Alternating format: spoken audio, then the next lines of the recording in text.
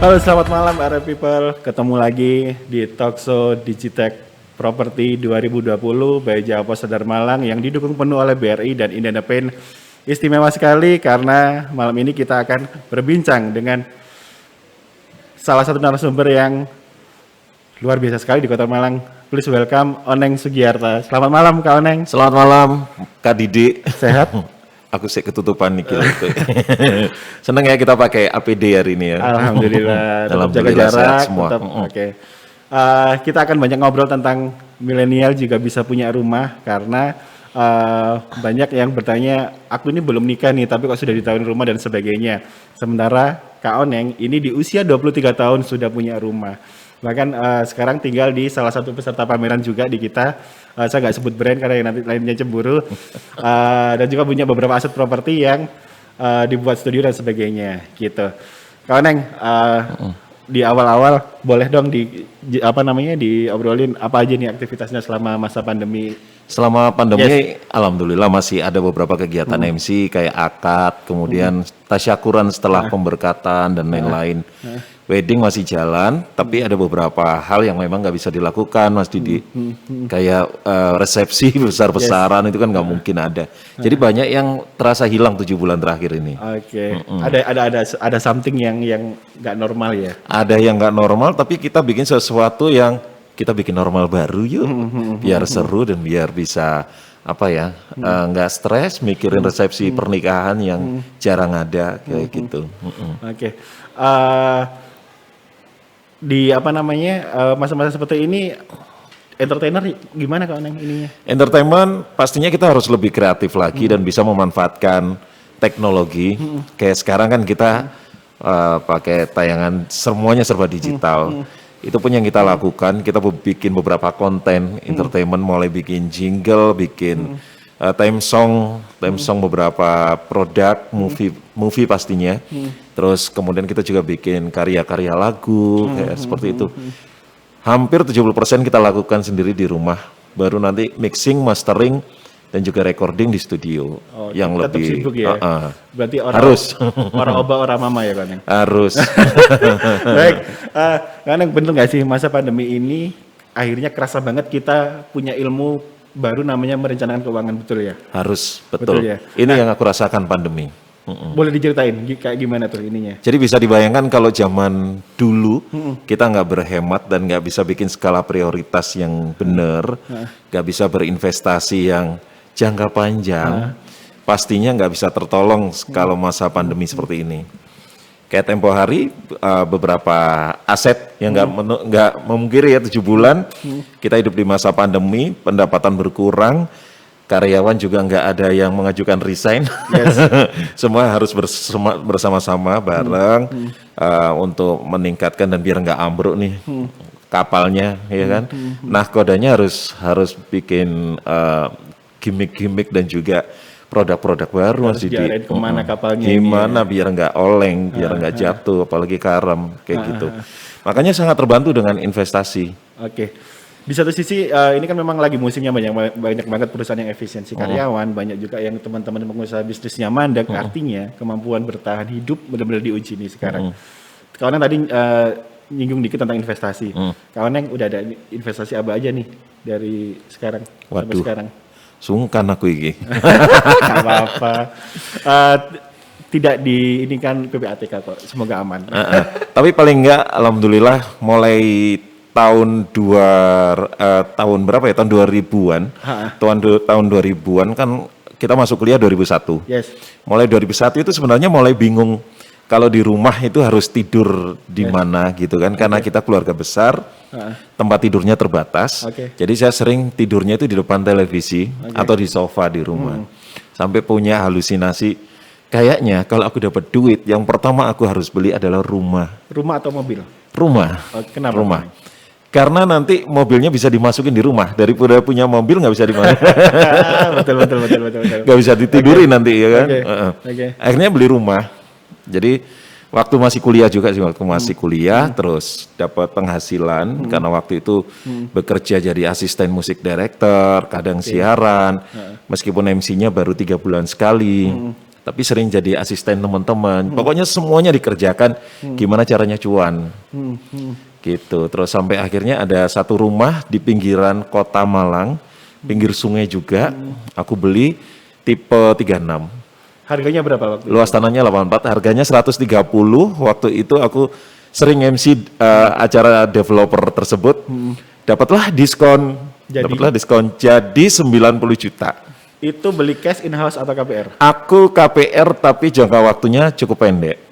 5 tahun lah ya atau? Seperti itu. Nah, rumah itu ditinggalin sampai sekarang? Karena itu kenang-kenangan, kebetulan saya punya zodiak Taurus yang melo. Jadi kalau mau ngejual rumah itu kayaknya nangis terus. Nggak dijual sampai sekarang. Oke. Kenang-kenangan. Misalnya itu dijual sekarang, harga pasar di area tersebut berapa kawan? Hampir 1 M. Oh iya? Hampir 1 M. Dari beli 90 juta. Dari beli 90 juta, which is ini sudah, aku nempati waktu itu ulang tahun ke-23. Wow, umur 23 sudah punya rumah ya. Jadi mungkin Mas, nilai investasinya belasan tahun ini sangat melonjak. Oke. Properti ini termasuk salah satu investasi yang long lasting, betul ya? Oh, bener Bagaimana banget. kalau melihat investasi ini? Dengan pengalaman pribadi nih, beli 90 juta, sekarang dijual 1 M. Untung 9 kali lipat ya. Sebelum yang beli 90 juta sebenarnya waktu awal-awal kuliah karena ego ya. Pengen punya rumah sendiri, terus pengen punya kamar. Karena di rumah adik-adik juga banyak kan. Rebutan kamar nggak lucu. Saya cuma di kamar itu nitip buku. Nitip buku sama barang berharga lainnya. Barang berharga lainnya itu jangan dikonotasikan emas berlian ya. Sama sekali nggak, Mas. Tapi kayak helm, baju-baju buat perform kayak gitu. Itu nilai yang barang-barang berhargaku. Jadi aku taruh nitip di kamarnya adik. Sampai akhirnya sebelum aku beli rumah yang di daerah pinggiran kota itu, aku beli di Kabupaten Malang. Pertama kali aku lihat waktu itu di mana tuh masih zamannya spanduk-spanduk gitu kan ada rumah murah 20 sekian juta, bayangin ada 20-an sekian juta tapi pelosok banget rumahnya. Terus aku beli patungan sama teman dekat. Karena ada sesuatu akhirnya dijual. Dijual, kita bagi dua sama-sama. Terus dari seperti itu uangnya aku kumpulin buat beli yang di Pelausan. Memang harus beli sendiri-sendiri, nggak boleh. Karena ada teman-teman di bisnis properti itu selalu bilang saat tepat beli properti selalu 5 tahun yang lalu. Betul kan? Betul banget. Karena itu tadi nilai investasi yang selalu naik. Kemudian lokasi. Lokasi kalau di Malang Raya itu pasti lokasinya prime. Malang Raya itu prime, inceran. Malang, Batu. Ini ngomongin Malang kota sama kabupaten ya. Semua itu lokasi prime. Teman-temanku luar kota selalu ngincer. Aku tuh kalau masuk tua pengen loh tinggal di Malang, tinggal di Batu. Entah itu karena udaranya atau culture atau ya itu tadilah semua ngincer. Makanya nilai investasi yang terus naik ini nggak boleh ditunggu-tunggu. Nggak boleh ditunda-tunda ya? Nggak boleh ditunda-tunda. Kalau bisa sekarang. Asalkan duitnya masuk, terus perhitungannya bener, nggak asal ngambil. Gitu. Untuk teman-teman milenial, termasuk teman-teman entertainer, teman-teman yang first job sekarang, yang belum menikah dan sebagainya, kapan sih Kak Oneng sudah mulai berpikir sudah harus punya rumah? Start dari kapan sih idealnya? Kalau yang belum punya rumah mungkin waktu ngelihat tayangan kita ya harus cari referensi rumah segera. Karena aku selalu mengedukasi teman-teman yang paling nggak di inner circleku, teman-teman entertain kayak MC, band dan lain-lain, bahkan pekerja seni yang lainnya yang main di rumah. Aku selalu menanamkan ya opo rek carane duitmu iki nyentel dadi lemah opo omah. Ono rupane. Karena rumah itu nilai investasi yang begitu luar biasa. Kita kerja konotasinya sebagai MC kan. MC mungkin sekali berapa, dalam sebulan dapatnya berapa. Dengan kita jual beli rumah nantinya itu bisa luar biasa dapatnya. Sekali cuan kayak MC 10 tahun gitu. Baik. Tapi kan tetap kalau masalah MC kan passion ya.